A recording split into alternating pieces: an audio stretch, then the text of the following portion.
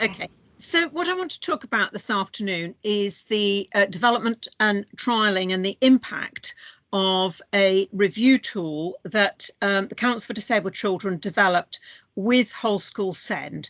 And it's specifically called Preparing for Adulthood from the Earliest Years.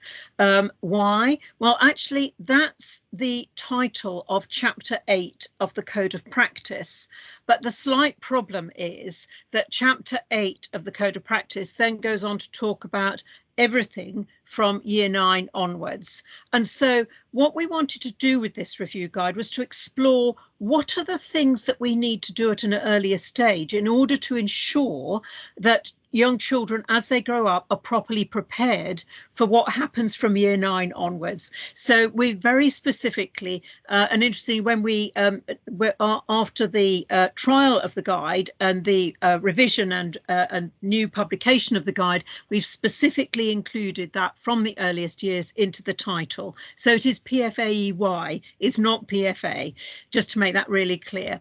So I want to say a little bit about the purpose of the review guide and a bit about the ethos and the methodology for how we use the guide in the trial, and then a bit about the impact. So what are the different elements that we wanted to look at in preparing for adulthood from the earliest years? If you like, why did we feel the need for this review guide? And I'll tell you a little bit about the methodology of using the guide as part of what I say this afternoon. And it was very much these issues about those principles in the Children and Families Act, which are so positive and constructive on this agenda, but also concerns about curriculum and assessment and how that plays into or limits preparation for adulthood. The elements about becoming part of community, and some really tricky considerations about looking far enough ahead.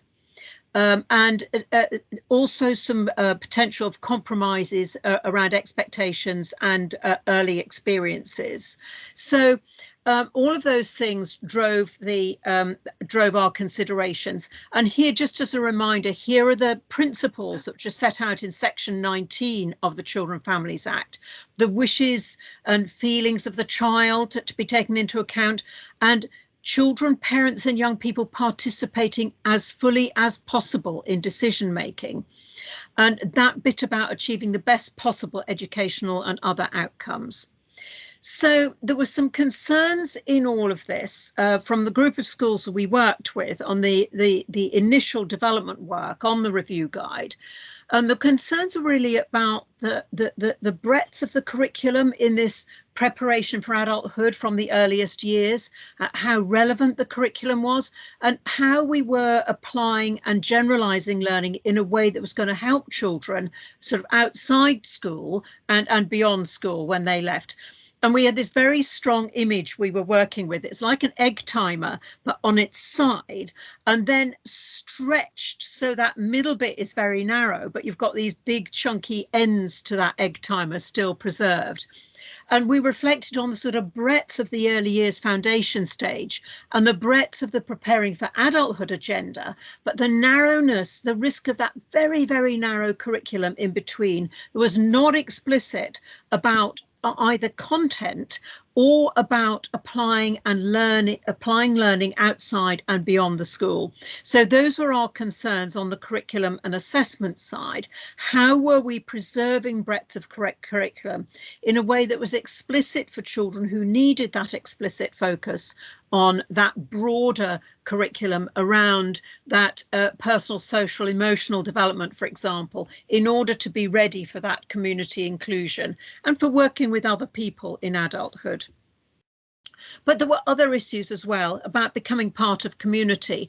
Now, that's sort of both within school, but also outside and beyond the school in terms of both the school community, but the wider community as well.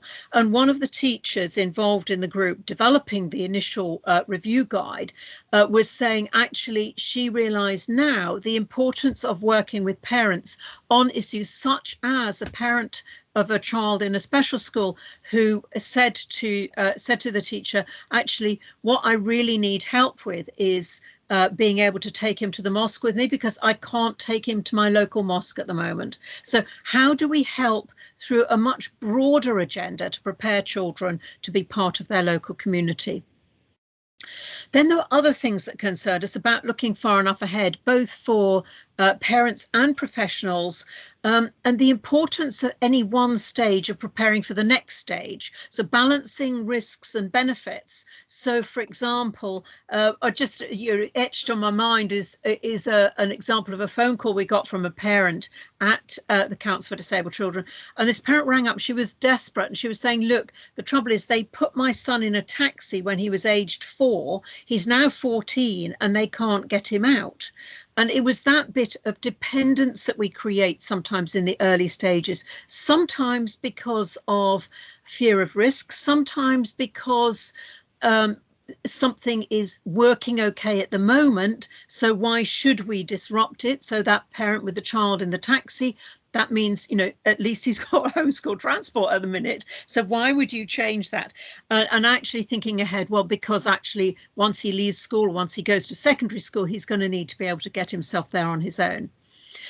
And then there is an element which may be about avoiding discussions, both for professionals and for parents, about which hold uncertainties about the future. And perhaps for children with SEN and disabilities, there is a greater reluctance to talk about the future because of uncertainties about the future, which we wouldn't apply to children who don't have SEN and disabilities. We'd happily speculate about whether you're going to become an astronaut or a chef or whatever. Okay, that unfortunately I've lost my screen share there again. Someone's changed their settings, I think. Is it possible to return it to my slides? Anything at your end, Daphne, that you can do to return it to my slides? Otherwise, I'll have to stop screen sharing again. I'm not sure what the issue is because we can see the slides. Maybe reshare. Yeah. I can't. I'll reshare. I think someone just changed their settings somewhere there. So there we go. We're back in now for me. So and particularly thinking about parents who may be struggling with the next 24 hours if their child's not sleeping or any other particular difficulty, it may be very difficult to lift your eyes and look to the future. And certainly for parents of very young children, you know, perhaps the focus is sort of getting into school, but actually thinking ahead to the future and having those conversations is really quite important. We seem to have gone backwards there. My problem, sorry. Then the next bit, which is about expectations. And I've got a few quotes because I think it highlights for me how deep-seated some of these challenges are. This is a speech from one of our Secretaries of State, a past Secretary of State, but I chose this speech because within the same speech, she spoke very differently about the most able children and children who need extra help, support and encouragement to get the basics right. There is not that same set of expectations, not that same set of this is what we want to do. We want to stretch all our children, not just our most able. And this is quite deep-seated. If we look into the educational press, for example, I've lost my screen again. Has someone's changed their settings? I've got a view of Diane Watson, not my screen. I'll have to stop screen sharing again and just get that back again.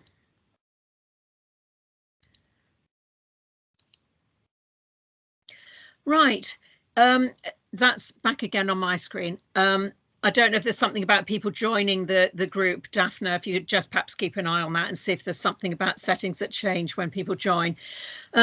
But this is in the educational press. So a teacher talking about providing work to challenge your brightest pupils, and then the efforts to develop effective independent work for the most able, but producing writing frames and help sheets for the least able. Where is the expectation, the challenge and the development of independence for children and young people who may have greater difficulty in learning?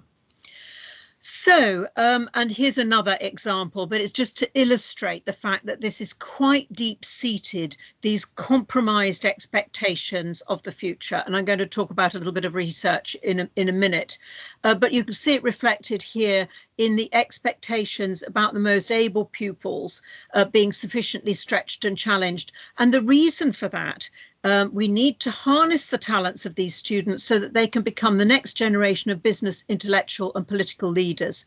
If we succeed, it will not only benefit them as individuals, but our country as a whole, without any reflection on the fact that it's in the interests of all of us, that all of our children are able to be of benefit to our country as a whole when they leave school, leave education and training.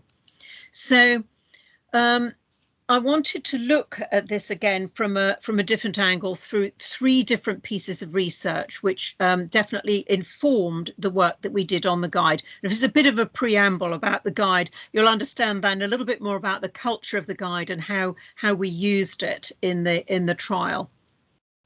But there is growing evidence from some of the big research projects on the impact of childhood identified disability, and it's 3 studies from this team, which is based at the London School of Economics and the Centre for Longitudinal Studies at the Institute of Education at UCL in London.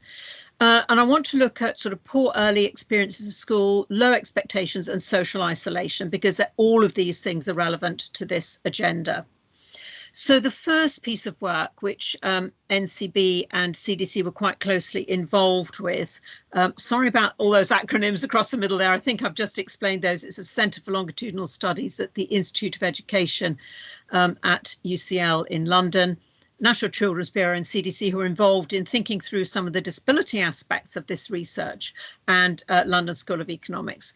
But this early piece of research in this series identified associations between disability and disadvantage, between disability, bullying and later adverse health and social problems, and between disadvantage, learning, speech and language development and behaviour difficulties. Those, if you like, were associations we already knew about. What this research added to our understanding was about the way in which children's cognitive development fell behind.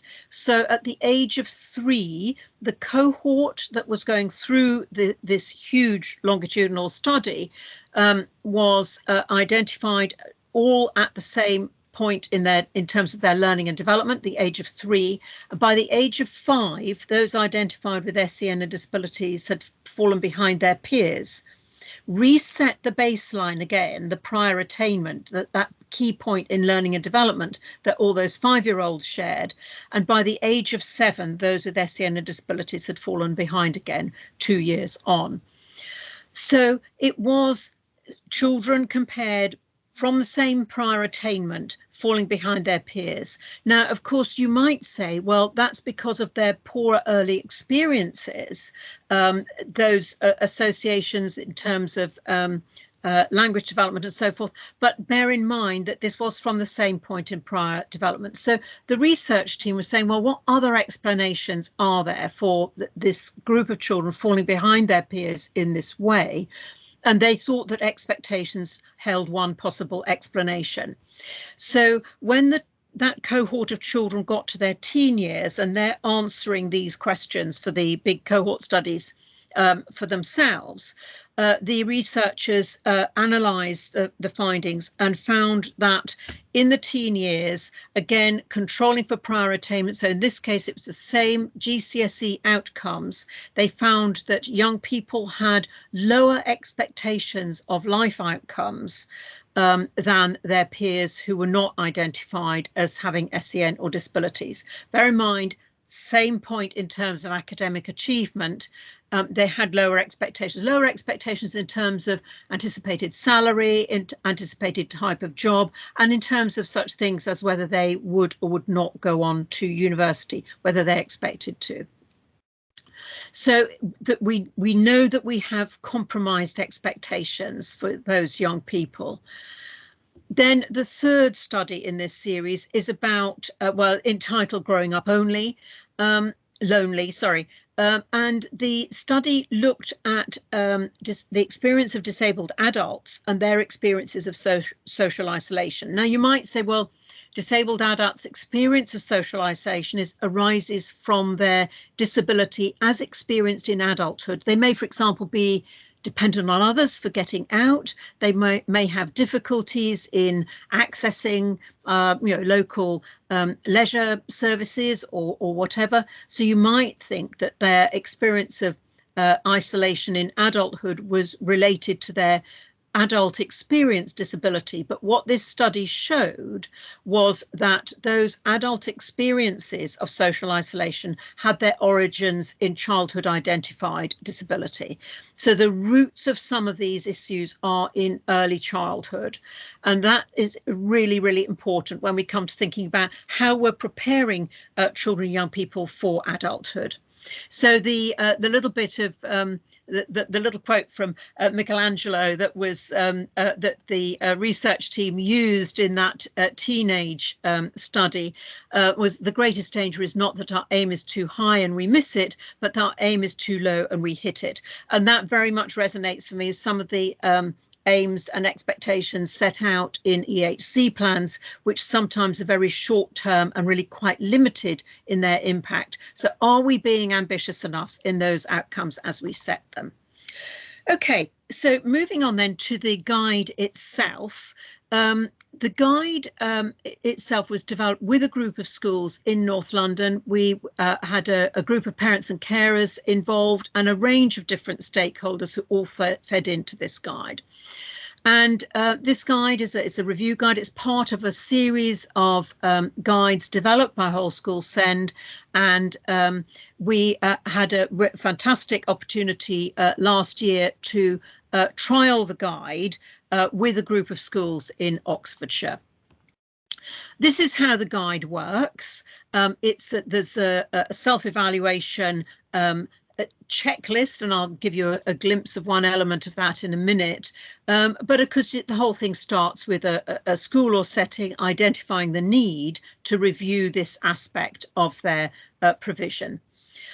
So having decided there is a need for whatever reason, the school or setting, and it is genuinely across all ages, this review guide, the school or setting then completes that self-evaluation, and that framework that's provided there sits at the heart of the review guide. Then the school or setting engages with a reviewer, and I'm going to talk a little bit about how we used reviewers in the trial. The reviewer takes the role of, if you like, the external validation of what the school has identified about itself.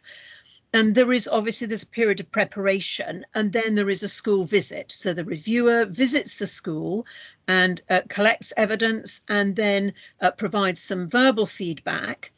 It's starting to sound, I know, a little bit like an Ofsted inspection, and that came up in our discussions. Then the reviewer, following the visit, the reviewer submits a report, and then there may, of course, be sort of follow-up activity. Just to give you an insight into the sorts of things that are in the review guide, this is the section on leadership. So you'll see there, for example, that it says school leadership ensures that all teachers understand their responsibilities for preparing pupils for adulthood.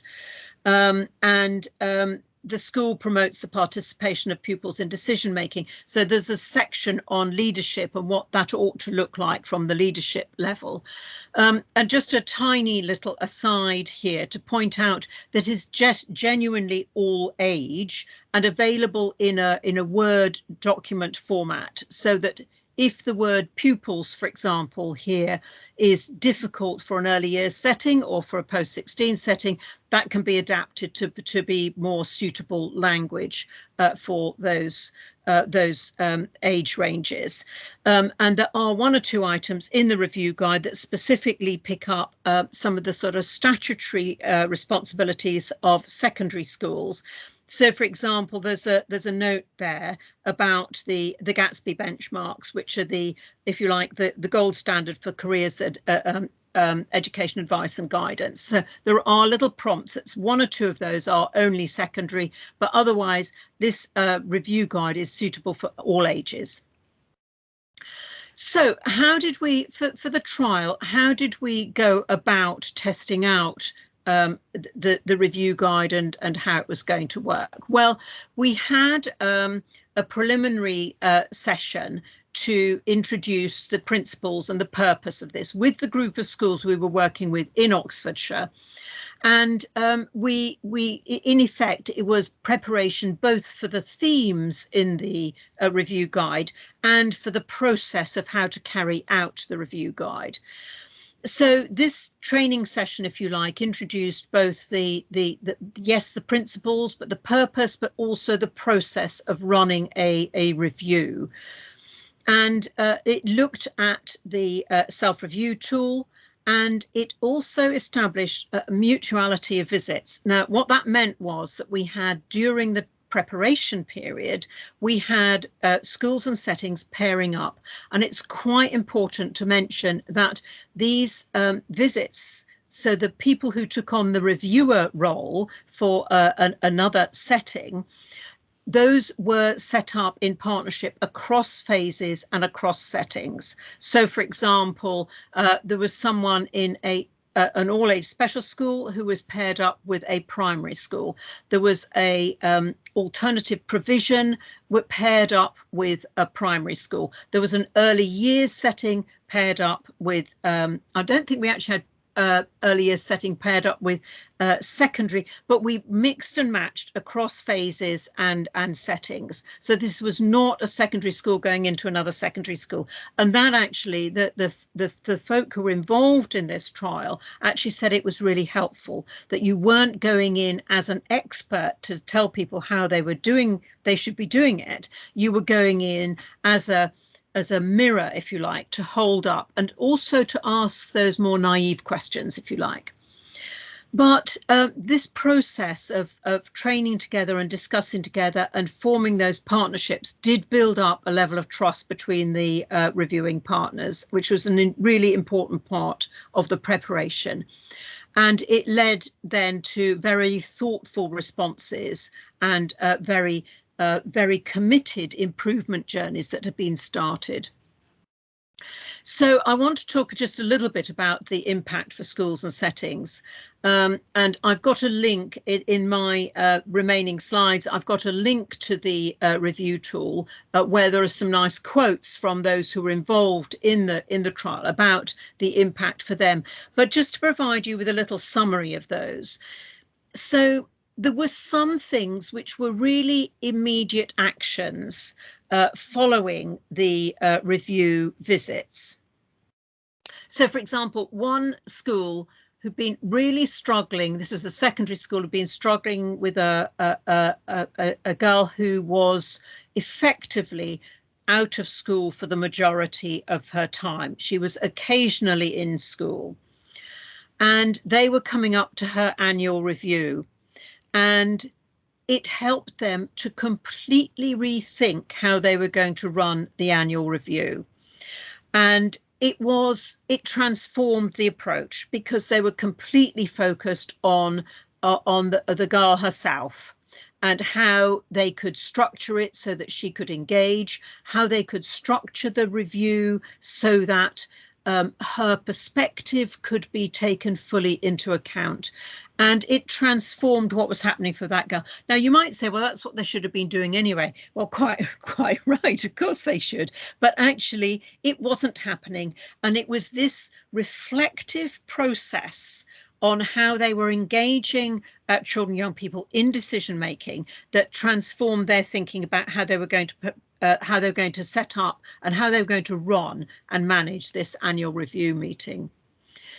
So that was an example of a sort of immediate reaction to using the review tool, but there were longer term reflections involved as well. So another school was really reflected on the curriculum and how well the curriculum was really meeting the needs of children and young people in that school, how well it was preparing them for adulthood, and more importantly, how relevant was the content of the curriculum to subsequent life chances, subsequent life experiences, and the sorts of experiences the school wanted to prepare young people for.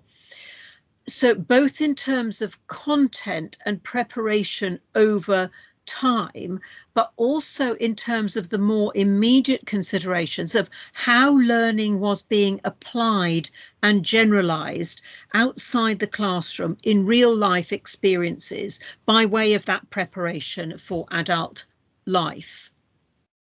So overall, what was reported following the trial was a sharper focus on the views of children, young people and their families, a much sharper focus on thinking from a much earlier stage, avoiding that fear of discussion of the future because you don't know what the future holds, encouraging young people to say, I want to be a chef when I grow up, and then exploring that ambition. And a lovely example of one young man who wanted to become a chef, and the school exploring that ambition with him. I mean, it really emerged he'd been watching too much television. I mean, really what he was saying was he really wanted to be able to stand in the middle of the kitchen and swear at everyone very loudly.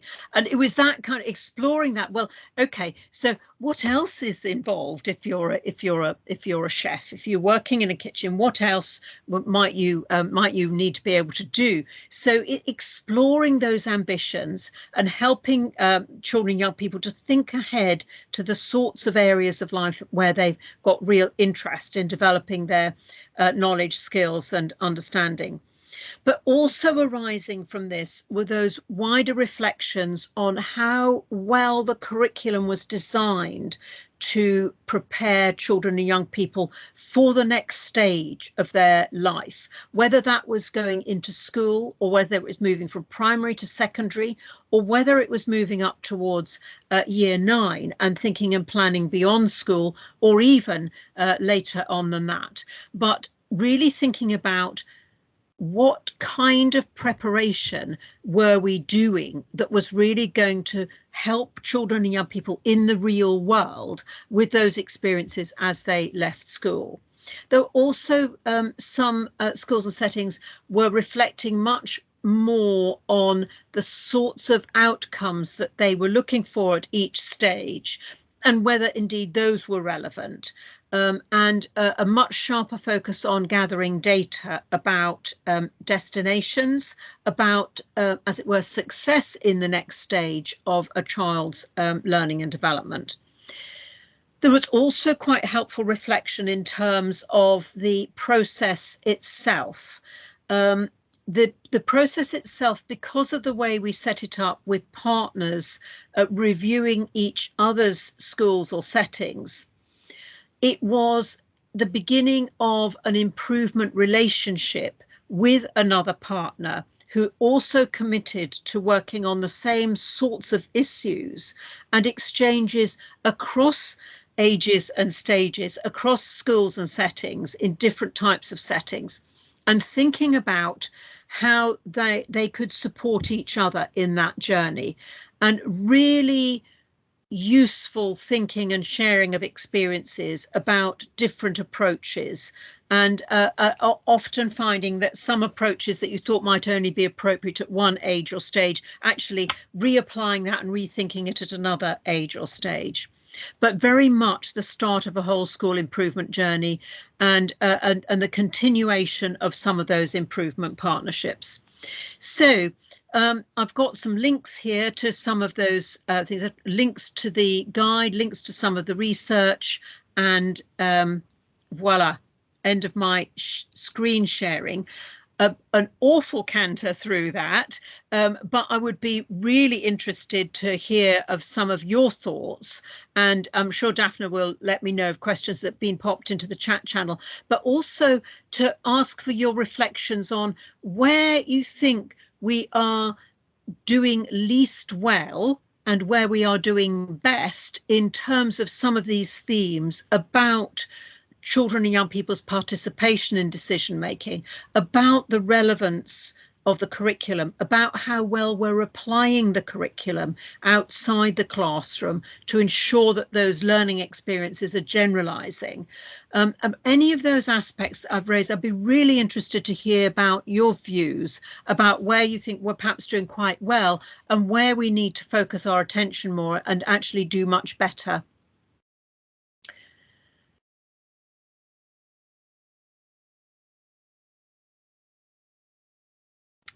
Over to you.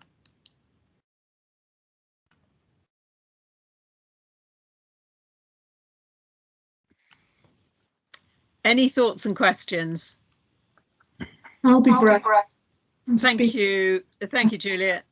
Yeah, I mean, it's been really, really interesting, and I'm really looking forward to getting the guide and having a look at it. So I'm a designated clinical officer, so health representative, and I've been looking at preparing for adulthood in that way, but linking that in with the public health expectations and advice and recommendations, particularly around physical activity, but also the public health nursing advice about health literacy, and that all fits in with the same sorts of themes about having the communication and being able to make choice and be able to articulate that choice, but also about maintaining skills that you might have learnt in the early years settings throughout the school curriculum despite growth. For example, the child who may be able to roll independently at 4 isn't able to roll independently at 19 when they leave school because they haven't practiced it throughout the school days as part of a functional skill. So it's sort of recognising for me the whole curriculum, and I've really liked your image of the hourglass on its side, and that was brilliant illustration of possibly where the focus shifts. But I having listened to you, I was thinking, my thoughts were, I've written down my actions, was to try and go back to those statutory responsibilities about the development of independent skills, and where's the social care, the Chronically Sick and Disabled Persons Act fits in with the School Curriculum Act about a child being able to make a hot drink or a meal for themselves, to be able to do community transport, to have that independence within their community, to develop a peer group. And I just wonder, for me, looking in on this, that's always feels to be with the schools that have the biggest gaps that children fall between. And I wondered what experience you'd had from your guidance with applying it to the schools. Did the schools feel the burden of responsibility for those wider developmental needs, or was there better liaison then with the social care services about picking up those needs within education, health and care plans? Interestingly, I think some of the special schools who were involved in the trial were probably better at some of those sort of independent skills and kind of building those into the curriculum. But actually, it didn't necessarily feed across into sort of generalizing and the opportunities to practice those skills in other settings. So, for example, really using the community around the school as part of a resource, if you like, to go out and practice those skills, using local leisure centres or gyms or whatever. So this is part of what the use of the guide really triggered, that reflection, and very much including sort of levels of physical activity and how you might actually, again, as part of community, you might be practicing some of those activities that are going to contribute towards your longer term health within the school, but seeing that as part of the responsibility. What it is, that there is a real risk for children with special educational needs and disabilities that we are more protective of them, and that we have less of a focus on what they need to be able to do at the next stage. I mean, I cast my mind back to the my experience when, you know, my background is in teaching and school inspection work, and I remember the first group of 16-year-olds I was working with, and I set up exercises for doing independent travel, and you know, with a set of risk assessments which would look very, very basic by current day standards. And my heart was in my mouth as those kids were off finding their way around London. And we've done practice journeys, we've done all sorts of things, but actually that there is a risk averseness now, which is unhelpful in this respect, because we need, with children's families, we need to work on thinking about what children need to be able to do at the next stage, so that we're not putting them in a taxi at age of 4 and trying to get them out at 14. I mean, that's less likely to happen now because of the horrendous sort of pressures on funding and therefore the diminution of the transport offer. But actually, let's plan this in a positive way, whether it's about travel or whether it's about physical activity, actually doing this as part of your school curriculum and ensuring that you've got that proper preparation for the next stage, and thinking far enough ahead to be able to do that. I mean, it isn't just about, it's sometimes the unthinking application of dollops of teaching assistant time without thinking about what are the skills you want to come out of that, because we know that unplanned teaching assistant time can actually limit children's development of independence. It can limit their interactions with their peers, which is another aspect of this, which we need to build in the proper consideration of how we are promoting those social interactions, how we are using opportunities that we have within schools and beyond schools to make sure that we are promoting that active engagement with others, and making sure that we're not limiting those social interactions in a way that would then, potentially feed that adult experienced social isolation. So it's really seeing the whole school curriculum or the whole setting curriculum as being about everything that a child needs to learn, be able to do at the next stage, in order at the next stage to be able to be as independent as possible, to be able to contribute to decision making, to be able to look ahead and have ambitions for the future, to be able to do all of those things. Thank you, Philippa. We have reached the end of this workshop in terms of timing, but I do want to make sure if anyone else has any quick questions or anything they would like to input. You can also email me if you think of a question after the workshop has ended. I can happily send it on to Philippa. And I have to apologise for giving you a very, very long answer to a lovely question that just encouraged me to talk more. Okay. Thank you, Philippa, for the very insightful presentation. I'm sure everyone enjoyed that. And thank you everyone else for attending this event today. I hope everyone enjoyed it. Please, before you leave, fill out the evaluation survey. That's very important for us to monitor our events. And as we've mentioned before, we're gonna send out the recordings and the slides by the end of this week. So you'll hear about that as well. Thank you. Thanks, Daphne. Thanks for hosting it. No problem. Thank you. Thank you. Thank you. Thank you. Thank you. Thank you. Daphne, have you got a second? Yeah. Just to sure. follow up. Thank you ever so much. Mm-hmm.